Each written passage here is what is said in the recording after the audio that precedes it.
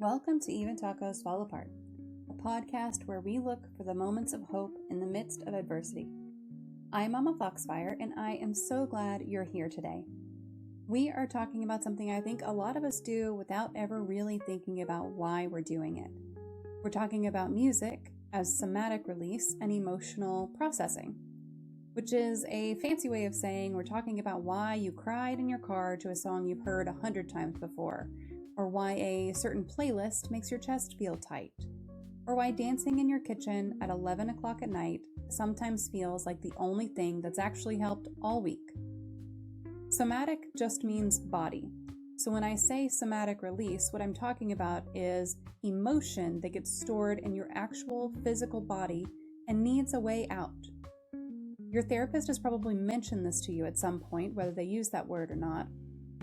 Tension in your shoulders, a knot in your stomach, that heavy feeling behind your eyes before you cry. Those are the kinds of things that have been sitting in you, sometimes for years. And music is one of the most accessible tools we have for letting it move out. You don't need a therapist's office for this one. You don't need an appointment or a copay or to explain yourself to anybody. All you need is headphones or a speaker and a willingness to actually feel something all the way through instead of switching the feeling off or scrolling past it. Most of us never will. Sebastian Siren is a DJ, producer, and creative director based in New York.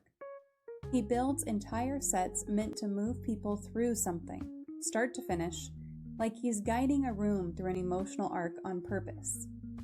He talks about this as ceremony, as ritual. He's also incredibly open about burnout, identity, and what it costs to build a career in an industry that chews people up, and about what music has actually healed in his own body that talk therapy alone couldn't touch. This conversation surprised me. I went in thinking we'd talk about music and dancing, and we wound up talking about grief, numbness, about what it means to let yourself actually feel something without needing the words to explain it. We talked about raves as modern ritual. We talked about drugs, honestly, because that's part of this world, and pretending otherwise would be pretty much bullshit. We talked about crying at concerts and what that actually means about you, which is nothing bad, by the way. If you've ever felt something crack open during a song and had no idea why, this one's going to make a lot of sense to you. So settle in. This is Sebastian Siren, and this is music as somatic release and emotional processing.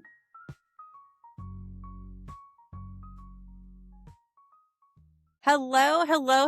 Welcome back to another Mental Health Monday here on Even Tacos Fall Apart. I am excited for our guest today. Today's guest is Sebastian Siren. He is a DJ, producer, creative director based in New York who goes by Siren. Do you pronounce like the extra S in that? Is it like a snake there or just Siren? Okay, all right, cool. The Sebastian part, but yeah. No. That's great. No, that's great. I mean, listen, you could have like a giant snake tattoo and be really there. But so his sound blends house, indie dance, and trance into what he describes as techno temple ritual. We're going to talk about that today. Music as ceremony, sound as medicine. But beyond the decks, Sebastian is someone who talks openly about burnout, mental health, identity, rebuilding yourself when the industry you love starts to break you down. We've talked about the entertainment industry and mental health before. Y'all know that is a huge thing in the industry. So he really believes that music isn't just entertainment. It's a tool for healing, for getting out of your head and back into your body. And today we are driving into exactly that, music as somatic release and emotional processing. So Sebastian, welcome to Even Tacos Fall Apart. Thanks for having me. I'm so excited. I think this is such a fun idea, and I'm just super passionate about the same things you are. So yeah, we're just gonna hang out and have a good chat, honestly. And shout out to the community. So welcome to everyone. Nice to connect with you. Yeah. If you guys have any questions, feel free to pop them into the chat. We will make sure to get to them and answer them while we are here and live. I do have some ways that you can connect with Sebastian. Here's a couple of links for you. I've got Instagram, YouTube, SoundCloud, and then a link tree with a ton of stuff. Like if there's anything you're looking for, go to that link tree because boy, does it have everything. I do mean everything on there. So make sure you go and check it out. And as you go in and you're connecting with him, make sure that you are liking a post, you are retweeting or reposting a post, and that you are commenting on a post as well. That engagement is really what drives the algorithm to love, love, love creators. So make sure you're doing at least 3 things on every platform that you're connecting in there with, for sure. So Sebastian, I would love to know what inspired you to start sharing your story. So in general, like I used to keep things pretty separate. I think I went down like what one would call like just the mental health content, books, therapy. It all started in like 2019 after like originally it was like a relationship bad breakup that it led me to therapy. And then it ended up becoming like I was like, wow, all of this seems like just like hacks for life. Like I feel like we should have read some of these books that my therapist was giving me. It's just about interpersonal relationships. Just like my main goal was like, how do I create more harmony in my life? How do I um just create more balance? And this led to just like it started with interpersonal relationships and then getting to know yourself. And then it went into just like whatever I feel like interested in reading in. And so I'm always, if I'm at Barnes and Noble in New York, it's like, which is still a thing, it's big there or here, I guess. Um, I always stop by like it used to be called self help section, but now it's called self expansion, I think, which I love. So that's how I got into it. Oh, And I I like honestly that. Yeah. started like, um, I was just like, let me just integrate this into like my brand, like my music brand, because the anchor is really the music, but I wanted to talk more about, like, it's not just a party, like, that's part of it if you want, like, whatever. Like, people I learned over the years come to whether it be raves or they go dancing with friends or they sit at home and listen to music, they're doing it for different reasons. Not everybody there, is there to be, like, raging, basically, and it really opened my eyes to it being a bit more than that and connecting with people beyond just like, "Hey, listen to my tracks," or whatever, and I'm just genuinely really Mm-hmm. passionate about it, and, like, the more I go through life, and I'm sure, like, you can relate, like, everyone's gone through stuff, and the people I connect with the most are the people who, like, don't let life beat them down, they, like, experience it, they somehow learn to move through it and find resources and community and friends and books, and then you slowly, like, evolve and like life is cyclical a lot of times, but I was just like, why don't we just like talk about this, because this is like very much a part of my brand or just a part of myself. Like I am the musician and I am the person who reads books about mindfulness and somatic healing and all that stuff. So that's really like the background on it, and it's refining how we talk about it. Like for a while, the algorithm, not to like worship the algo, but like it's hard because you get suppressed for like having too many like facets. So it was about, okay, like Mm-hmm. how can I talk about this in a more organic way? So it's like finding people like you who have a platform where we can just talk about stuff we're passionate about. And then knowing that like my community, like they can DM me like or at parties or events, like they'll see, aspects of my real life in them. And so I think that just in general creates a more real community, because at the end of the day, like that's like my goal is it's not to just like hawk music at people. It's like to actually connect with people on a deeper level that's like nonverbal. It's like literally like energetic connections. That's really kind of where it stemmed from. And it's just become a literal integration of like when I show up online or in person. I really love that Barnes and Noble changed their self-help section to self-exploration. I think that's really neat. And just the like recognition of self-help has a little bit of a stigma, but so many of those books, and I feel like every time I'm on here talking to someone, I have a new book recommendation. I used to write them in a little notepad, and it got to a point where I was like, my notepad is too full of book recommendations, and so now I've got them all on Goodreads so that I have my want to read list. And it's like every time there's someone who's like, okay, you gotta read. I mean, the biggest one that always comes up is The Body Keeps a Score. Like that just comes up over and over and over and over. And so I put these on this huge list, and now I'm looking at it going, I'm never gonna read. I'm never gonna have time to read all of these books, but I wish that I could. But then again, you meet and you connect with people who have read other things and who have done these other kinds of research. And it's a big part of why I do this show is just I don't know everything. There's no way I'm going to know everything. I'm not a music expert. I played French horn in high school. That's all I got. So like just being able to talk to someone who has done a little bit more reading, a little more research, a little more looking into it, and has a different understanding than you, I think is a huge bonus whenever you go on and you share kind of your side of the story with folks. So I'm really glad that you did start sharing your story, for sure. Yeah, and like book wise, like honestly, like I've shared something over the summer. Like I try to do seasonal. I realize I read a lot in the winter. It's like I used to be like I go in waves. It's like I just realized I'm reading a lot, and I'm like, all right, cool. Instead of pressuring myself to read, so I shared a post about like what I read over the summer. Didn't do well. Doesn't matter because basically my theory is if somebody's scrolling and they find it and they're like, oh cool, like that's what it's for. Like I'm basically like sharing this like Yeah. resource. Like if you like this, here's why I liked it. If you end up liking it, great. Like um one that I actually recently got rid of a lot of my self-help books because I was like, all right, this is getting out of control. Only ones that you are gonna reread, like the ones that really changed your life. And so Yeah. I left them all in like a different, those like neighborhood library little cabinet. Oh, the little Yeah, libraries, is like that what you they're called? Yeah. take or leave. And so I kind of scattered them around Brooklyn. I love Yeah. that. And I was like, and in while in doing that, I found a couple and I was like, all right, like you don't need to acquire the same number of books you just gave away. But one of the ones I kept is All About Love, which is by, oh my gosh, I'll have to Google it so bad. I need to look this up.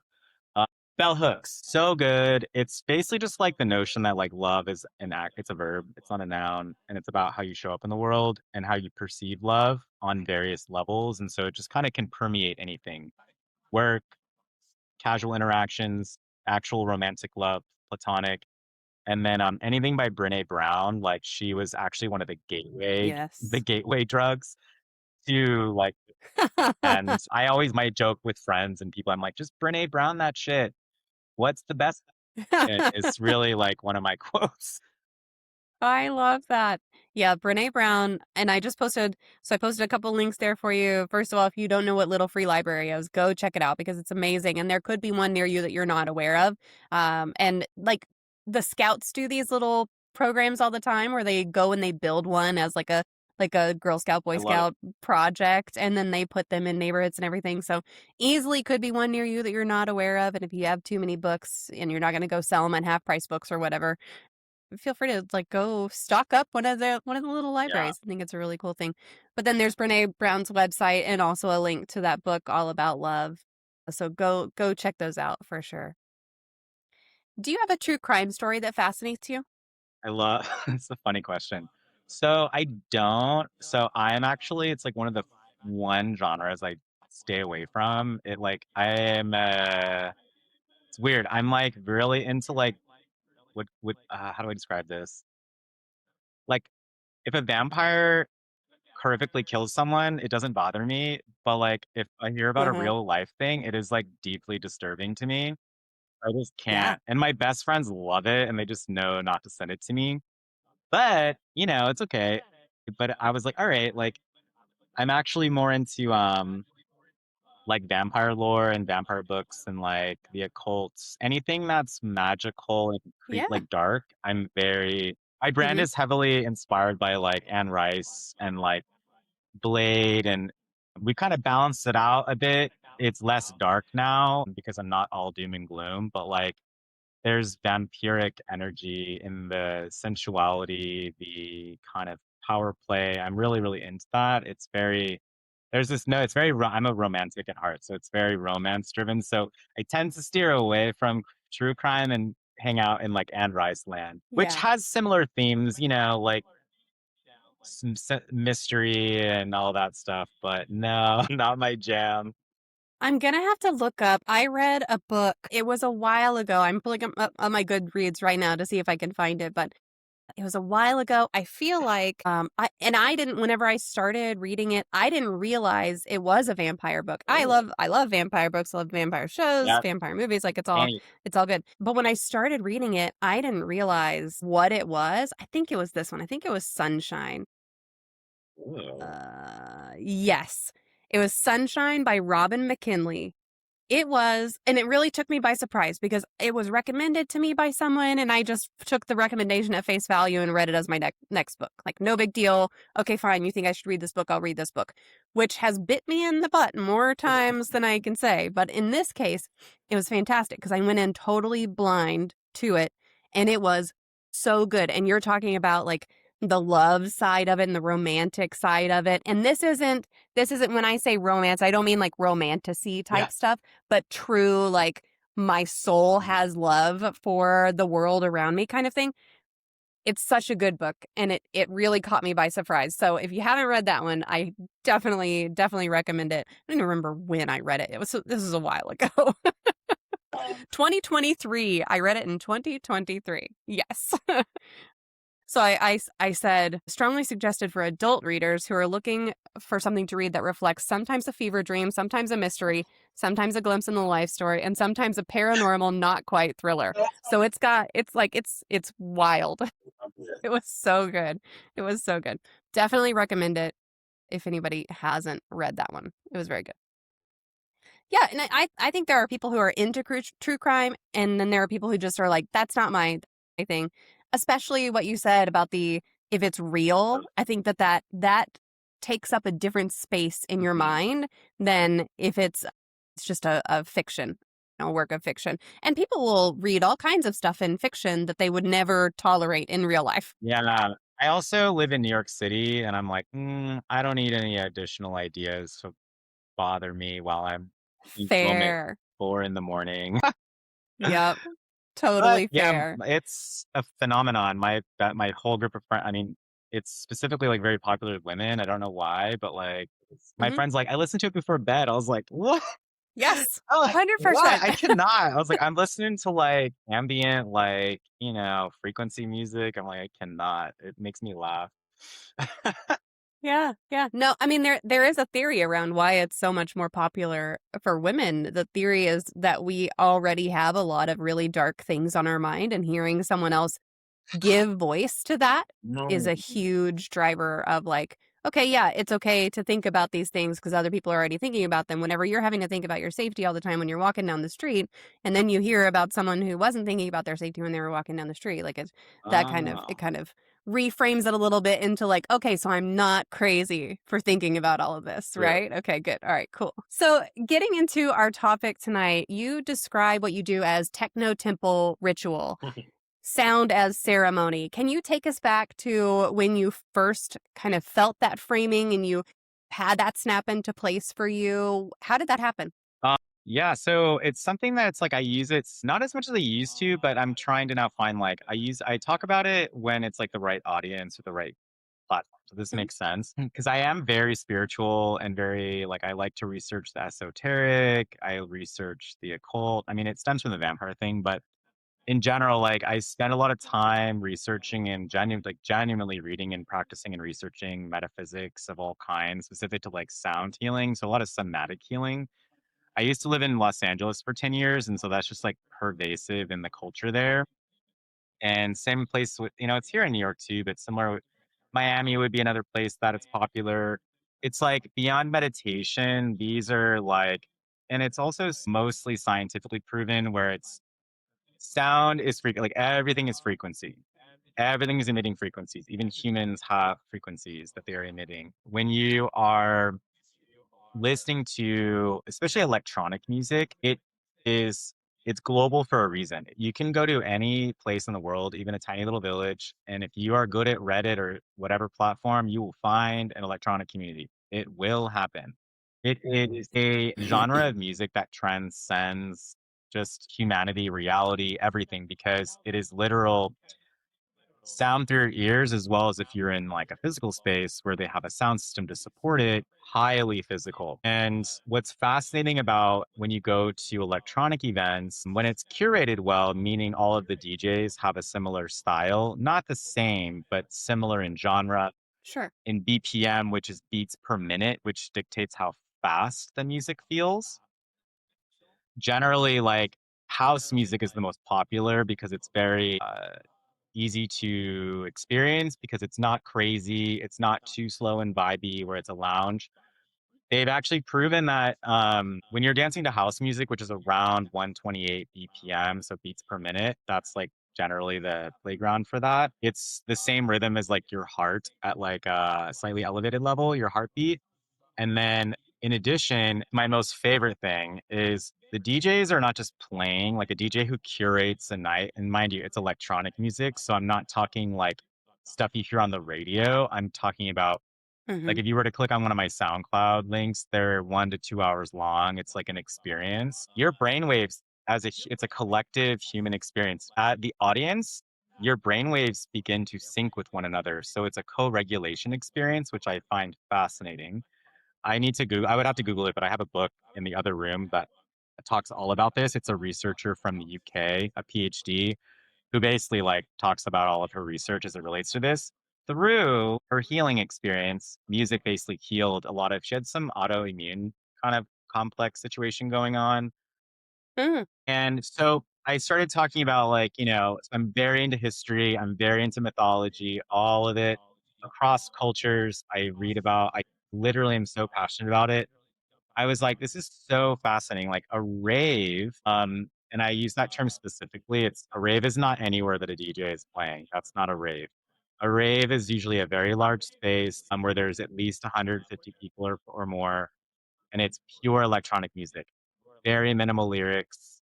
Like it's all electronic music. So if you think about it, it's truly all frequency and it's very primal. It's beat based. It's literally going back to the dawn of humanity dancing around a fire. To me, it is very akin to a Dionysian ceremony where it's controlled chaos. It's very similar to Hathor in ancient Egypt. I'm extremely into ancient Egyptian everything from the history, the politics, the day to day life, the magic, all of it. I truly believe that raves are a modern incarnation of sound rituals. And people are going there for all kinds of reasons. There's a lot of people who are there who are just maybe trying to have fun and get shit faced, but there's actually a very high number of people that are there sober, um, alone with their friends, or just casually having just like 2 beers, where they are there literally to experience the music. And there's people who are like scenesters, just like any other group, where they go all the time. It's like their number one activity. I used to be one of those people. I can't physically do that anymore, which we'll talk about later. But this topic of like temple, techno temple, like I'm still techno heavy, but I've brought in so much. And they've been in kind of a genre identity evolution recently in the past year, which is good. I think that creates flexibility. But when you're at a rave or like one of my shows, it's not unique to me. It's just like kind of like a tagline that I thought of that I think is really cool. You are literally entering like a temple, and people who are very, very, very into electronic music, they treat it like church. It's like, I would call it, it's not weird, but like, it's kind of like they're on a whole other level. Whereas some people just show up and they are Hmm. kind of there just to like have fun and do a night out. But even if you're just having a night out, or you're there because you want to, or because you love the artist, or you're there because you fundamentally know it's going to move something through you, whether it be, some DJs, for example, are very hardcore and they channel a lot of anger in their music. That's a great place to go work through anger. Like it's almost like subconscious, like it's moving through your body. You're feeling the emotions. You're maybe screaming. You're like doing like more aggressive dance moves, or you're going to something because you want to feel groovy and you want to connect with like love vibrations, and it's a lot slower. Like frequencies of the music. And when I say frequency, I'm mostly just talking like you could just blanketly call it like the genre. Like the style of music that is going to evoke a certain kind of emotion or a feeling, right? In your body, in your heart. You don't even need to be able to talk about it or articulate it. You just know that it feels good or it feels a way that you're kind of looking to do. That's really what that's all about. And so for me, it's for people, again, it's people who connect with that language. If you don't like that, fine. I don't care. Like, listen to my music anyway. Like, we can call it whatever you want. It's not a religious experience for everyone, but for me, it very much is. Like, oftentimes when I see like a new DJ that I like sought out specifically, or last Friday I went and saw my muse, one of them.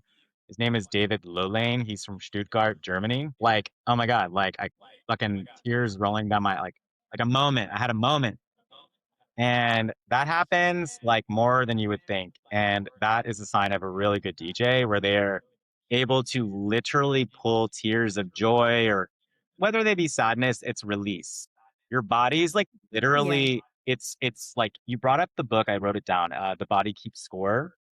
That's exactly Yes. what I'm referring to. I have had like, let's say lower back pain for 6 months straight that's becoming like debilitating or just like really like that Mm, dull ridiculous pain that just fucks you with your day. It doesn't like yeah. disable you. It's like really, really, really mentally and emotionally draining. I went to a rave and I danced for like 8 hours straight. And I woke up the next day with, by the way, people I love dearly, like very close friends. And I woke up the next day and my back was completely fine. Like Wow. same. Like this happens all the time. And so, and you don't even need to know or explain. Like I like to talk, but you don't need to over explain anything. You could just be like, yo, I'm so grateful. Like just being conscious of that payoff is, I think, Hmm. all you need to do. Your body has been like, thanks for doing that. I needed that. And just know that that now might be a resource for you to like seek out when you're having emotional or physical pains in your body. So that's kind of what I refer to because it is for many, it's a very it's more than just a concert or a party. It's something that they're Yeah.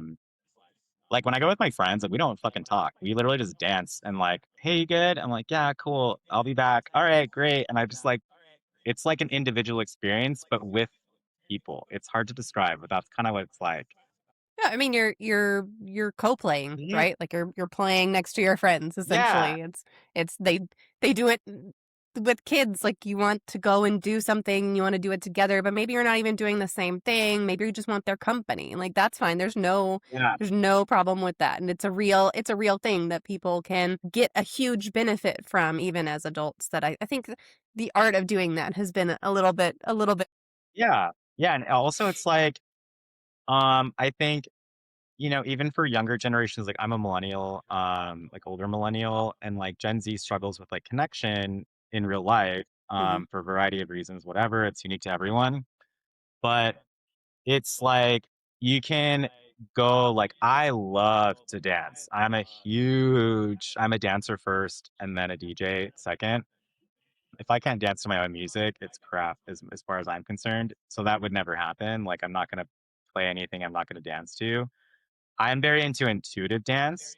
My body, like I look like I know how to dance for sure, but I also at sometimes look crazy because I'm just like letting it flow. And that's how the things get released. You just let your body do its thing. And this is a place where I think people who are not comfortable, we'll call it just like instead of acting a fool, it's just like just do whatever you feel like doing and like nobody this is Yeah. the place to do it because nobody's gonna even look at you. Like everyone's doing the Mhm. same weird thing or just like whatever, And that's what I find really beautiful about it too, is it's a place where you can just like kind of experiment with like being yourself, like a different kind of like version of your that Yeah. you don't feel comfortable. And that also helps because there's so many people there.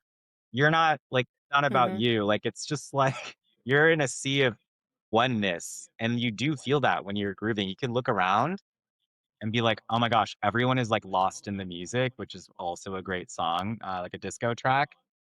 That's what it feels like when you're at one of these really good raves. And again, they're not all like this, so you have to really do your research, look at the Mhm. artist who's playing and whatnot, and the venue and whatnot, what kind of people hang out there. But there's an electronic music for basically any kind of vibe and or community that you're looking for. And it's a great way to like, you don't even have to talk to people, but it's a great place generally to just be yourself, which I think is really, really, really Yeah. amazing. Now you brought up generations. Whenever you're at one of these sets, can you like spot the different generations in the crowd usually? Yeah, I think anyone who's over 35 is usually there. Like they're the ones dancing. Like I went to a Mm, Fat Boy Slim show. It was amazing. I went to the I mean, it was a rave, it's a concert, but like he plays his like his hits, but he also can DJ and he creates the experience with, mhm. the singles mixed in. Everyone was like over 35 and it was the greatest place. It was the greatest concert I've ever been to. 'Cause there were no fights, nothing weird. Everyone was dancing. Everyone was just like high on life and friendly and talking to one another. And you meet people at the bar or outside. Very connection oriented. And it's not like, hey, like you might not exchange info with people, but you at least connected in the moment, which is super, super important, which I think Yeah. in general, all age groups are lacking nowadays. But like the younger generation, like it depends. Like they just like don't talk. They're very they're in their little group and they don't talk to anybody. And then like they're not very good Yeah. in my opinion. This is not me talking shit. This is me observe. I like am always watching. I don't know. I'm basically like I have like 7,000 eyeballs and I'm just hyper aware of everything. I just don't think that they how do I describe this? It's like they just like feel like they put off, and this is not everyone. How do I say this? I'm like they just need to relax a bit and fucking have a good time. Like it's super Yeah. obvious, and they Yeah. all dress the same. Raves are all about self-expression, and generally people default to like they dress like like whatever scene they're trying to dress up as, and it looks out of place. It looks like it's wearing them, Mhm. kind of like that fashion quote, like Yeah. so like it's like figure out like what you feel like wearing and like have a good time and like you can wear whatever you want to a rave from you can dress however you want, man. And I think they could embrace a bit more self-expression because I think that generation struggles with like the lemming effect where it's just like Hmm. I think they feel so burdened with being cringe potentially. I hate that word. I don't think there's no such thing. Like, who cares? Like, do your thing, man. And if you get filmed, who fucking cares? A lot of these parties also are no phone. They put like a sticker on your camera, so that helps. But I think like, and my favorite, by the way, generationally, is when I see like very like elderly. Like, there's like people who are like there with Yeah. a walker because they'll be like, I'm gonna like Bjork has a famous quote she talked about maybe like a year ago, and she was like, I'm gonna rave until I'm 90 and about to die. And I was like, yes, because she gets it. Like, it's more than like, I'm going to a concert. You're going to an experience in a community that's like visceral. It's Yeah. so unique. And so I think people will evolve as they get older, like everybody. But I miss seeing people who were like 25, like seeming like they're embodied and confident and at least living their life. Um, through expression instead of like couching themselves. I find that to be a little sad. But I think it's just Yeah. culturally like how their generation has kind of developed. But people will break out of that, and those that do will be the what I call the like the Yeah. beacons for other people to like do the same. That's why I dance like crazy at shows. I'm like, whatever. I call it like cutting the cake. Like if the cake is not cut, no one's gonna eat the cake. Cakes are meant to be eaten, Mhm. man. If that's at a party, cut that shit Yes. open. So if there's a dance floor, I'm like, let's go. Like, we're gonna go dance. And then people start dancing. So it's like, I do not give a fuck. I will dance however I want. And I don't care if I'm alone and everyone's watching me. That's even funnier. So that's kind of Yeah. like my whole like mantra is like just go and dance and have fun. And like you could also stand in the back to like try it out. And you don't even have to be in front of people. You could like vibe in the corner the whole night and like at least get a taste of it. I just want people to try something new and like they will probably fall in love with things as long as they're trying new things. Yeah. You brought up being an elder millennial. I am also an elder millennial, and my kids like to tell me that I am a geriatric millennial, which I didn't know is an actual term. They love teasing me about being quote unquote old. But the nice part about getting older is that you just stop giving a shit about what other people think about you necessarily. And And you get a higher, I'll say you get a higher awareness of the fact that no one is paying attention to you. Yeah. Or No not. one is paying that much attention. You think they're gonna be looking at you, and they're all looking at themselves. Like that's all they're doing. Like, Yeah. that's it. That's all there is. Also, like I read, I'll just default to Brene Brown because it's in her realm. But she's like, if someone's staring at you, like more often than not, it's because they're actually like admiring something about you or they like something about Yeah. you. It's usually, I think we're trained to default to like it's a bad thing, and Yeah. it's usually not. And if it is, like, who fucking cares?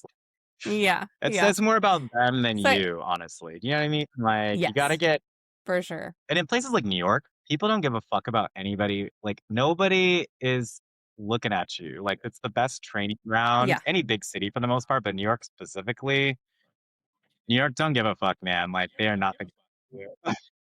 It's Yeah. I want to make sure I say hello to your mama in 488. Your mama was talking about raves and ecstasy. Yes, I mean, any scene you go to, you know, music or otherwise is going to have its Yeah. share of uniqueness, and drugs sometimes are a part of it. And there you can look in my library of podcast episodes where we have talked about some things and mental health and the way that they can go hand in Yeah. hand with healing, actually. yeah. There's I that. actually- Not saying do drugs. Yeah. I actually believe that I actually have my best friend from childhood, still best friends. She's a psychedelic assisted therapist out in I Yes. broadly say Oakland, but like the Bay Area, the northern Redwood kind of part in California. And she specializes in ketamine, but I've not done it. My current therapist specializes in that. I've not done it yet, but that's like the intention because it facilitates like such a deep, it facilitates Yeah. like multi-year therapy in like sessions that are like so short compared to the years and the amount of money you would have to invest in and it's medically guided by a therapist and a medical practitioner.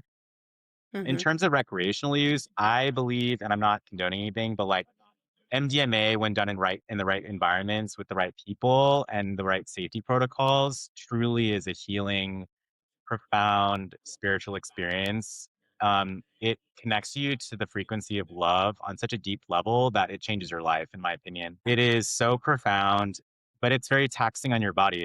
It can be very dangerous, and it honestly, that's the thing in these scenes. Yeah, that's the reputation, is that it's just a bunch of druggies. But I think what people don't understand is like the people maybe who are doing MDMA at these shows, they do it like once a year, and it's for a very special occasion with like 3 people that they're extremely close with, and it's for an artist. It's a very intentional experience, and that's where we kind of get into this when I talked about scene stirs. People who are there all the time, and we have questions about this later. Actually, it becomes too much, and you like anything in life, you need to stay in the middle and stay balanced and realize like I'm all about intentional living. And that's also things like every scene's got their different thing. And so yeah, you will encounter that full transparency. That's not like some unknown reality about raving. Yeah. But that's where the mantra, it's like broadly, if you go high level, there's this saying called plur, PLUR.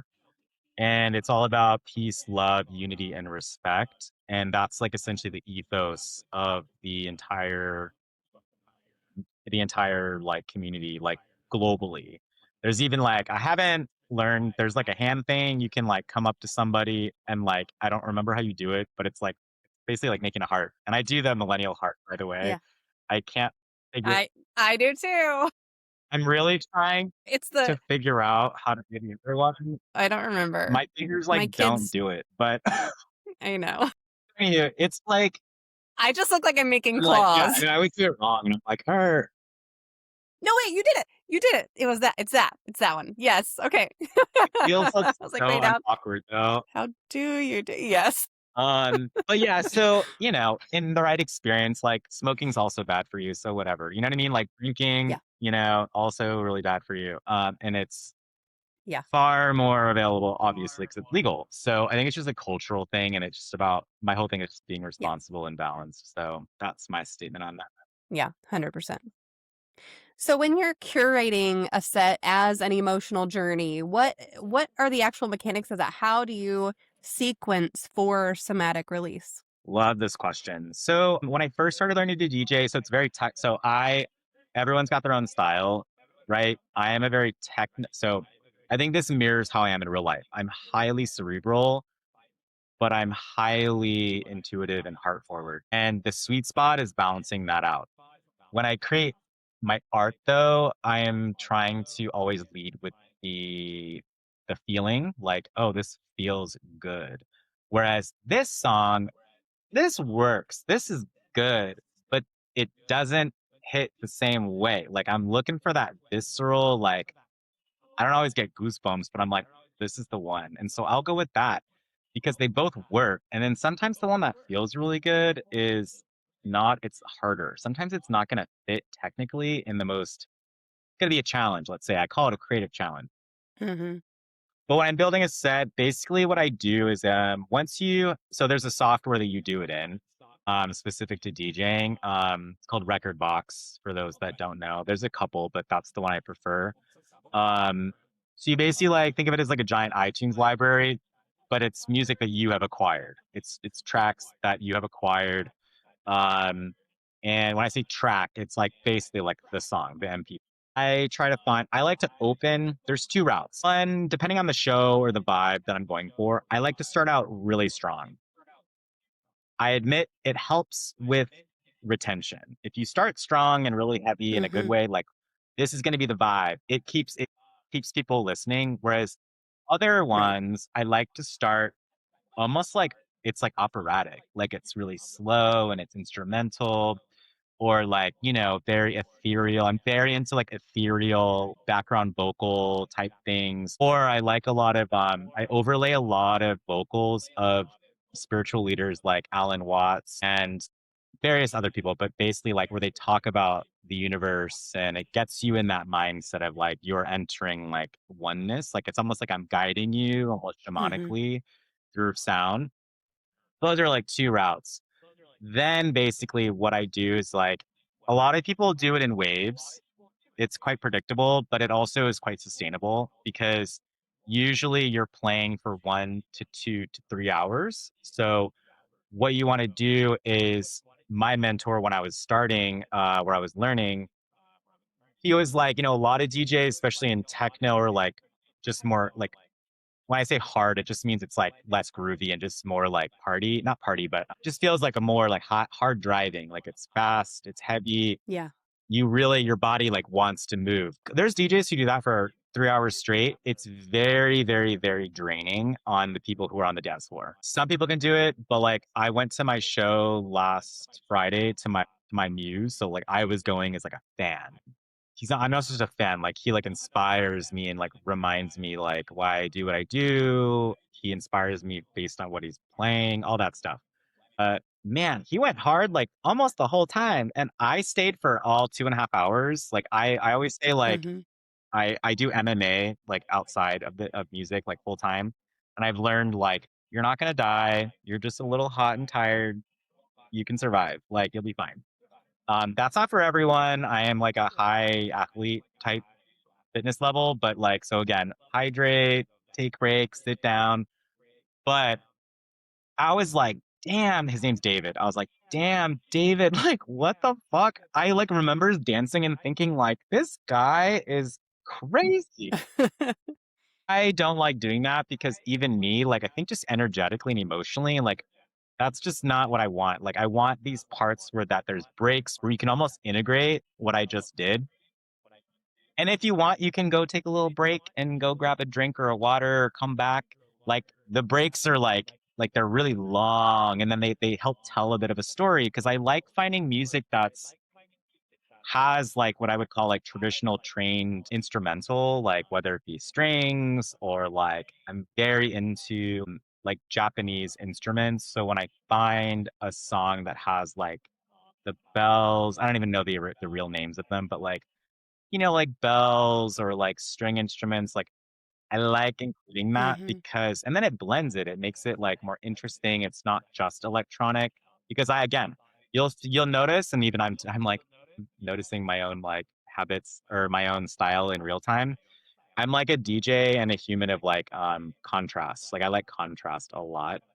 I wear like even in like I wear a lot of black, but I wear a lot of like pops of color. I wear a lot of metal and gold I have a lot of tattoos, but I'm very polished and my hair is always done. In my music, it's super underground, but it like blends like traditional like music in there and also spirituality. And so I'm basically trying to pull you through.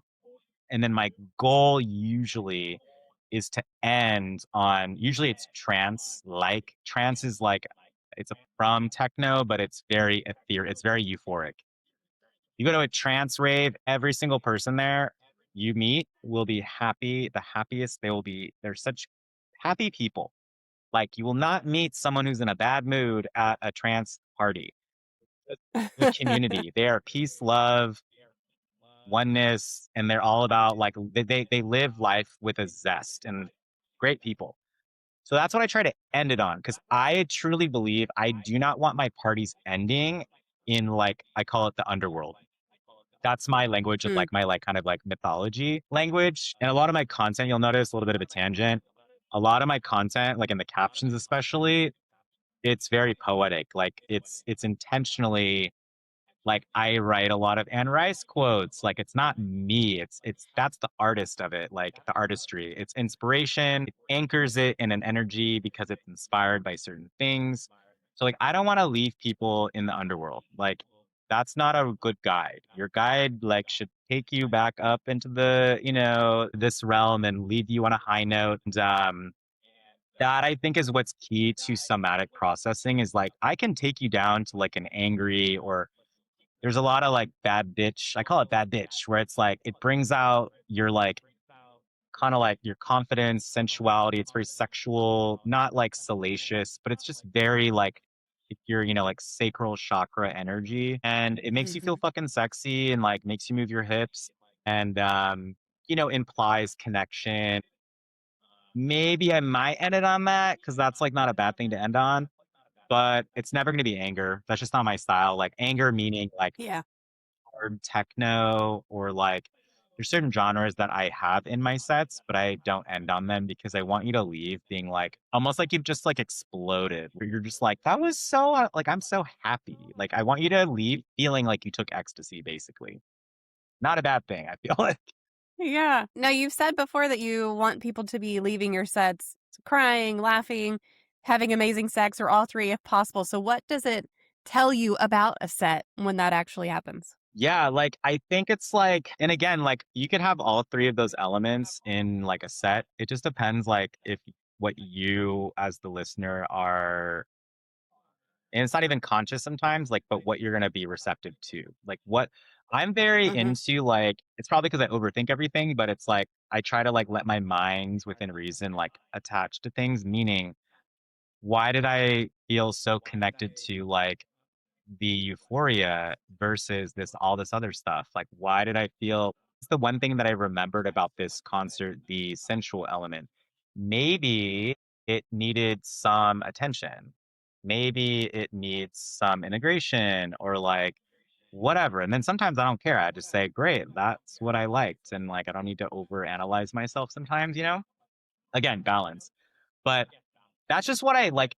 That's really what I want people to be like, that was so fun. Like when I had, it's a lot of what I say is like, I just am like a mirror. I'm creating what I like. That's really what it is. I want to leave a show being like, oh my God, like talking to strangers in the parking lot, like waiting for your Uber, being like, that was the greatest thing I've ever experienced. And it's just like one of many, but that night, Hmm.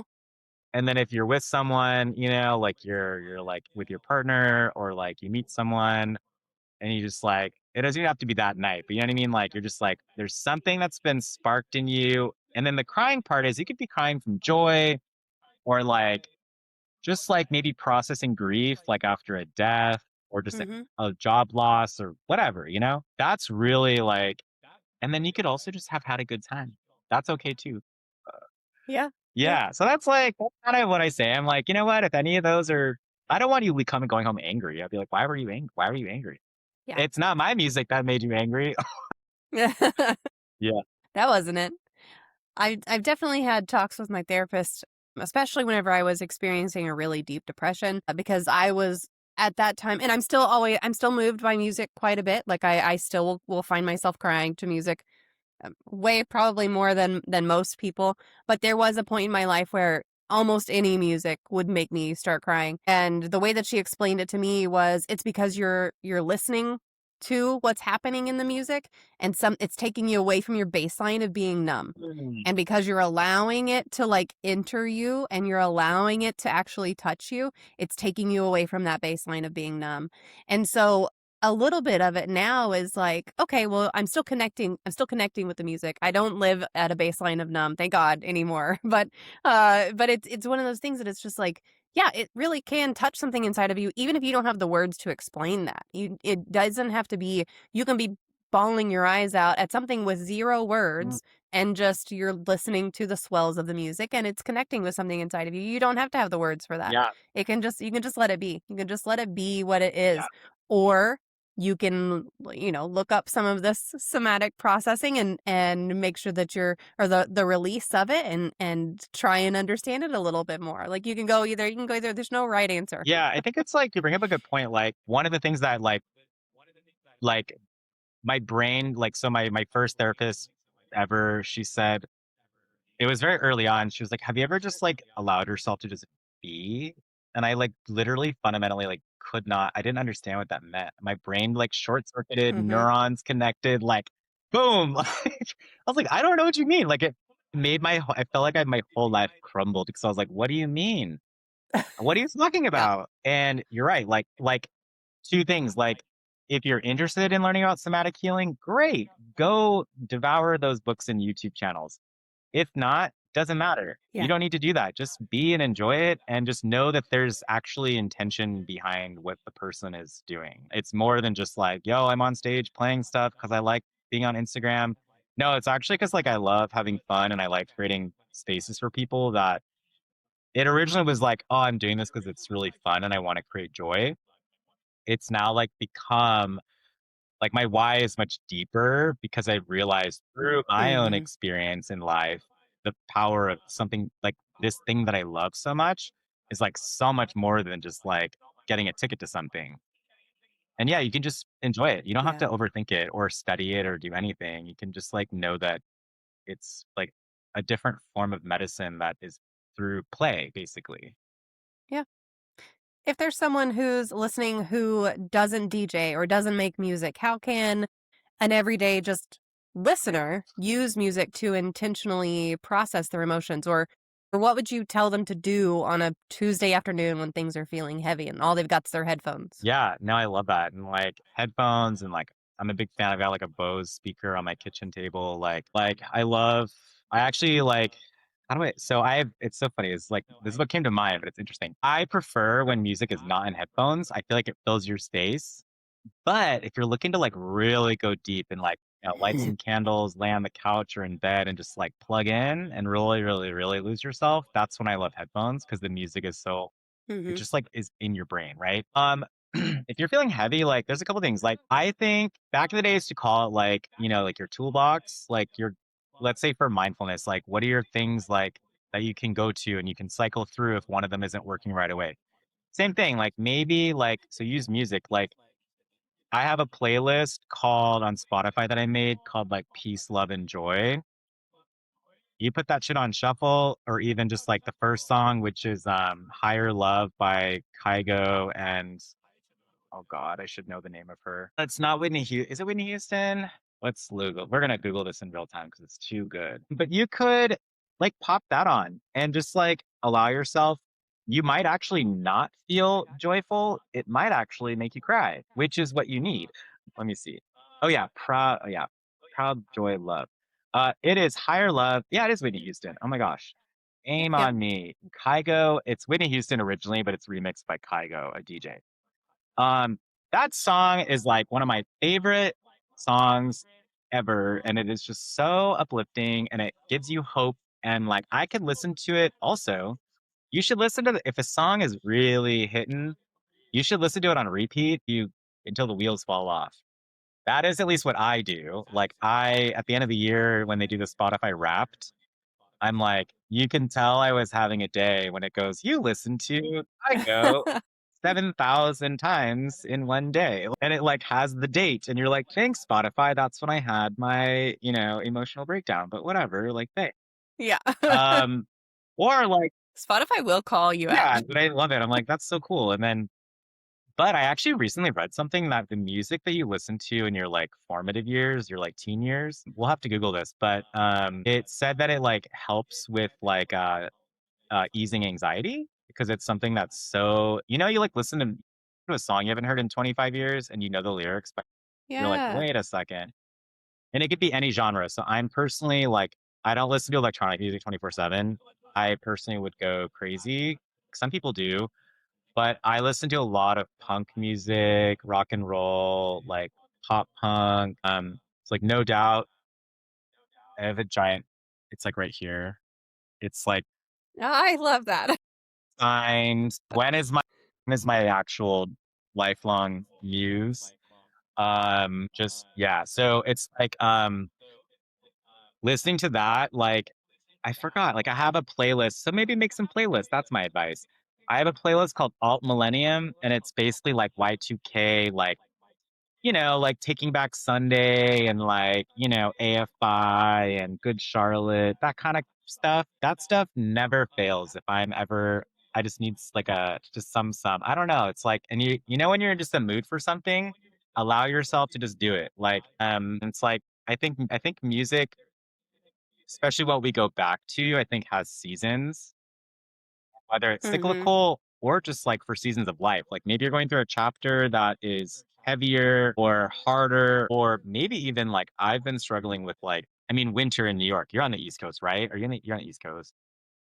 I'm in Central. I'm in Oh my gosh. Texas. Okay. Well, I didn't know that my friend lives in Texas as well. Like I didn't know it gets as cold there as it does in certain parts. Mm, I was kind of shocked. I didn't know. yeah, The it winter freezes. There's places that get actual is snow crazy. here, just not where I live.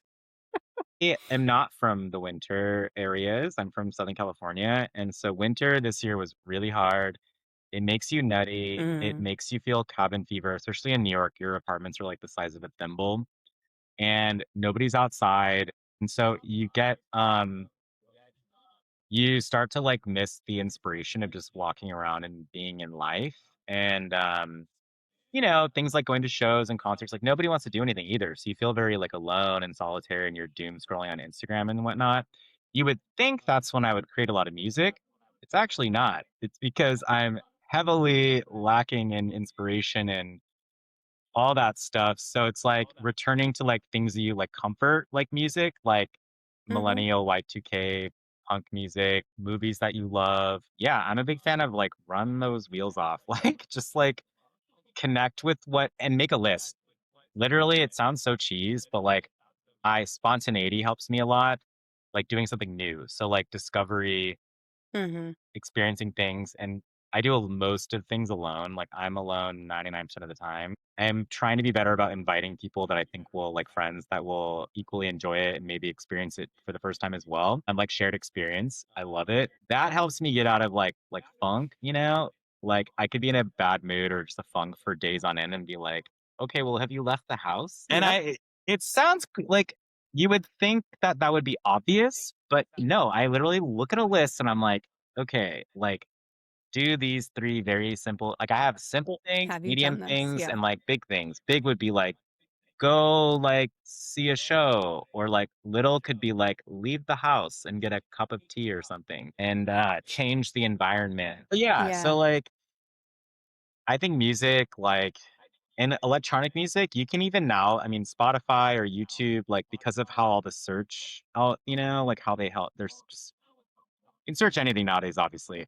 Search for like literally just again, be cheesy, be like music, like electronic music that is gonna help with feeling heavy because of this and that. And like you might actually Mm-hmm. find like Spotify might have a playlist for you. I guarantee it. Spotify has a playlist for just about Yeah. everything. One thing that I will say, like you're talking about lists and making, playlists that are going to help you and labeling them and with whatever way it's going to help you. But also, we've talked about this quite a bit. Whenever you're making these lists, I would say, like, if you're already having a dark day, then yes, of course, make your list now. But if you're not having a dark day and you're like, oh, that would be helpful, don't wait until you're experiencing anxiety or depression or something like that to make the list. Make it now. Yeah. Make your playlist now so that you can just be like, I already did something to help myself with this.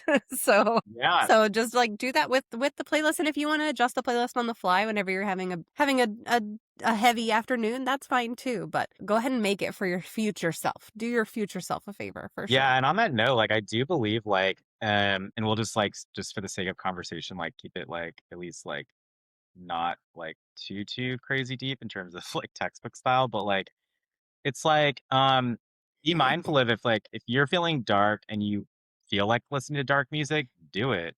There's plenty of research that says that helps process that.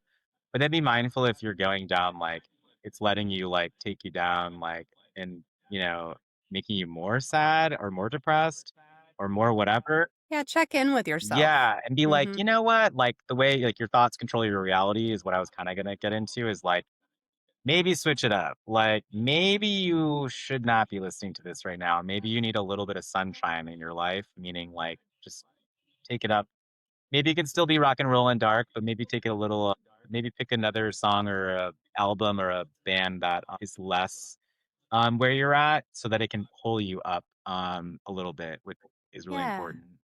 Yeah, give yourself like 5 songs of I'm going to wallow a little bit in this feeling of whatever it is. I'm going to feel it and then I'm going to switch to a different one and then figure out where you want to go from there. So I did look up the neural nostalgia is what that is called, where it's from your formative years. So it's called neural nostalgia. So that's a really, really cool term. And then X Mortis Yeet says, I have no experience in it, but I do get into music a lot. I love going back into music that I used to listen to and new music I used this to also follow some singers and rappers from R&B and just kind of like getting into that Beastie Boys, T-Pain, DJ Irene, and Infected. Yes. Yeah, absolutely. Absolutely.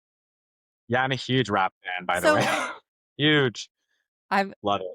I've got a lot of different genres on my I have one main playlist. It has like 1,500 songs on it or something.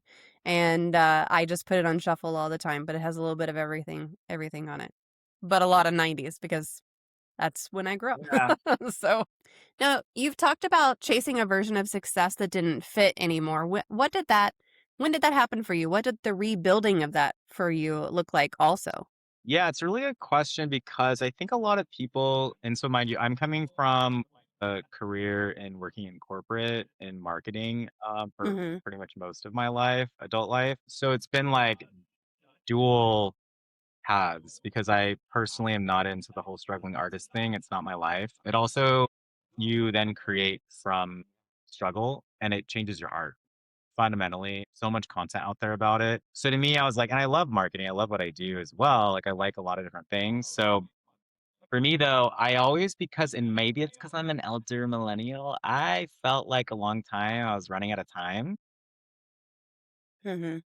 I felt like I had to hustle. I don't like the idea of a side hustle anymore. It's just like and a lot of entrepreneurs who eventually make it, they'll say it's actually not the hustle that, like, yes, you have to hustle, but like you don't have to grind yourself to the bone mentally, physically, and spiritually for your business. I fundamentally don't subscribe to that. And I think that shift happened.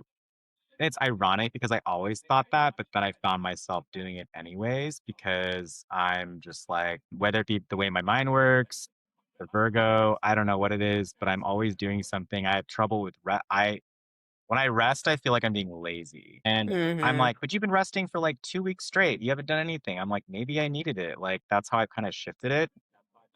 But I think like when you are in this hustle and grind, especially in entertainment, anything that is about putting yourself out there. If you're running an innovation technology company, it's less ego because you're really not like, you're not the product. Like I am the product. Like it's my music, my art. It's very like I've created and birthed. I treat it as a child.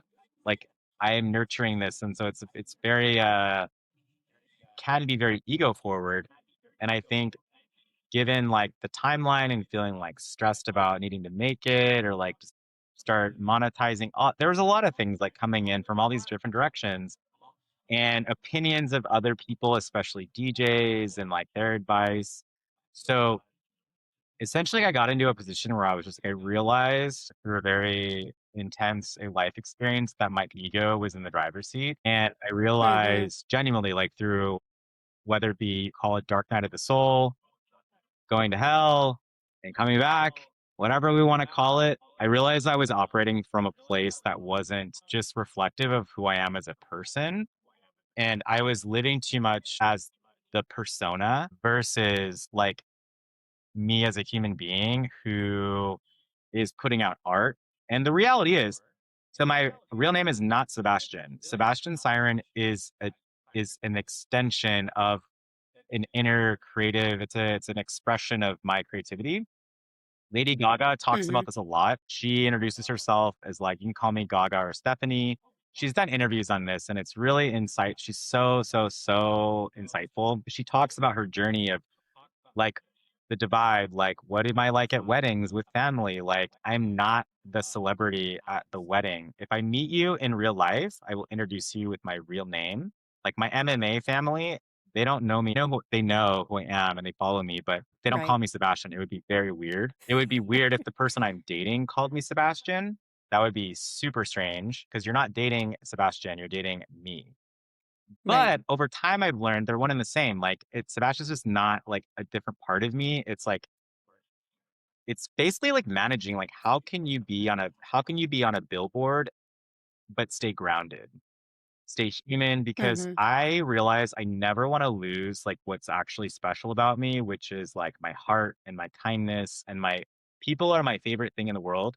I could sit and listen to someone talk all fucking day long. And I just love connecting with people and just I want to put good out in the world. And so I think, and that ties back a little bit to the brand. Like I let a little bit too much of the darkness, the dark art, let's say, call it, take over. And I was like, I'm not this dungeon techno DJ. What the fuck am I doing? Like it was changing me as an artist so fundamentally. And I realized I was in Mm-hmm. there was such dissonance. I was just like, there was static, meaning, this like isn't me. And then, stuff happened publicly that you can Google whatever, I don't give a fuck. But it was basically a reckoning moment of me being like, you need to go offline. You need to find a therapist again. I'm actually doing what's called parts work. It's let's Google it again. I should have put all these books out. Um, works therapy book works. So I basically like had to reconnect with my why. And what's so funny is I'm in full-time MMA. I train MMA like kickboxing and jujitsu full-time as well. And that has helped me through therapy as well, realizing what's your why? Like why do you do what you do? And so the book is called No Bad Parts by Richard Schwartz, PhD, forward by Alanis Morissette. So that's a good one. I love that. Quartz work is I don't know if it's new or new-ish, but it's a very specific kind of psychotherapy where you have to have someone who like is specializes in it. But you can find that when you're like kind of on those sites where you can kind of find what you're looking for. It is a meditation-based therapy, so that really hit with me because I meditate every day. I've been doing it for 10 plus years. Meditation, if I had to pick one thing that changed my life, it's actually meditation and supplemented with the reading and the support from a therapist. But parts work is basically tapping into the inner aspects in your psyche, and you through meditation and through your therapist is guiding you. There's actually in the book it teaches you. There's workbooks as well instead of like if they're in one conversation, let's say I'm telling a story and I get really spicy and start being a little bitchy for like a little micro minute and then I go back to like my chill conversation. That's actually an aspect of my psyche that has come online and has infused itself in the moment. So it teaches you about presence and knowing what is being activated at this time. And it also teaches you to accept it and know that that's a part of you. And here's the crazy part. It's so fascinating. These aspects in you, they talk to one another in your subconscious and it's basically they interact with each other. And so it's Mm-hmm. very trauma based as well. So if you have a specific traumatic event in your life, it creates what's called like an exile and it creates protectors, which tend to be anger, fear, like really forward emotions, we'll just call it loud emotions, let's say, or like negative per se. So it tied with it helped me spiritually as well because I was like, this is the same concept that I practice, which is balancing your dark and your light. Because dark isn't negative. It's just an aspect on the same spectrum, in my opinion. Like my tattoo is exactly that. It's an angel like reaching out to the demon, like the fallen, which creates harmony. So I've been practicing this therapy modality for like a year now, and it's not for everyone. One could call it like advanced, but it essentially like helped me figure out like what are the parts in me that made me feel like I needed that just naturally became so egoic. Like the ego is not a bad thing. Like Mm-hmm. even living in LA and New York, a little bit of healthy ego is essential to any public persona. But it's knowing how to like when it's like starting to take too much of the steering wheel and just again reconnecting with your why. Like I just want to make people feel good and to create really beautiful experiences. And it's so much more than DJing. I want to eventually have like community type parties. I say parties is whatever. Like if you go to a barbecue, it's a fucking party, you know?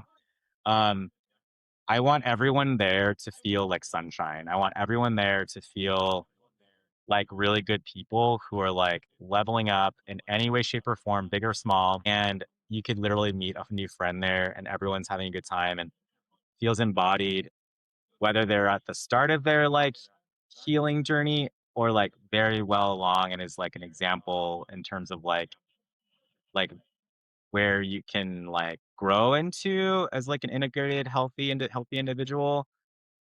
That's like my actual vision for this whole thing. And if I Mm-hmm. didn't have that shitty egoic experience, I would not honestly have reconnected with like my purpose. And so it's quite ironic. The universe has a sick sense of humor, in my opinion, but it also is just about like, yeah, reconnecting and creating more lists. Like, how do I stay grounded? And part of that is MMA, actually, believe it or not.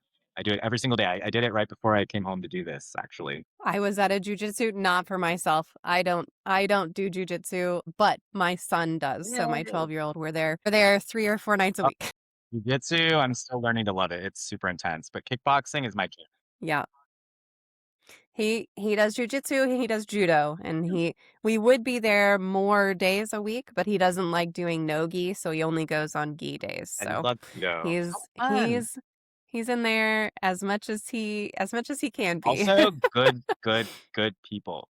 I've noticed MMA, Yes. martial arts it took me 38 years to find my community, and I would have never expected it to be in an MMA school. Yeah, I love that. No, his gym, I was actually just talking about this tonight. His gym, the family that runs his gym, like you can tell how much they care about not just the kids who come there, but just the Yeah, community in general. It's fantastic. Yeah, you gotta find the things that fill your cup. And that's exactly. different for everybody. It's not jujitsu for Yeah. me. I'll tell you that. But it is other things for me. Painting, doing creative things, like that's what fills my cup. And so you gotta find what works for you. And I think a lot of the work that you've done, you might not, had you not gone through what you went through, you might not have done this particular work. You might not have looked into this particular thing. And so I'm a strong believer that not that everything you're meant to go through everything. Like, of course, I think the bullshit in life doesn't need to happen, but it does. And the Yeah. fact that you survived through it, you lived through it, and you learned from it, that's what you can really take away. So I think that there's always something you can learn from a situation. There's always something you can learn from what you've gone through. And it sounds like that's what you've really kind of taken and done with it. Yeah. It's so true. I know that nightlife glamorizes excess and endurance. So how did that culture in general affect your mental health?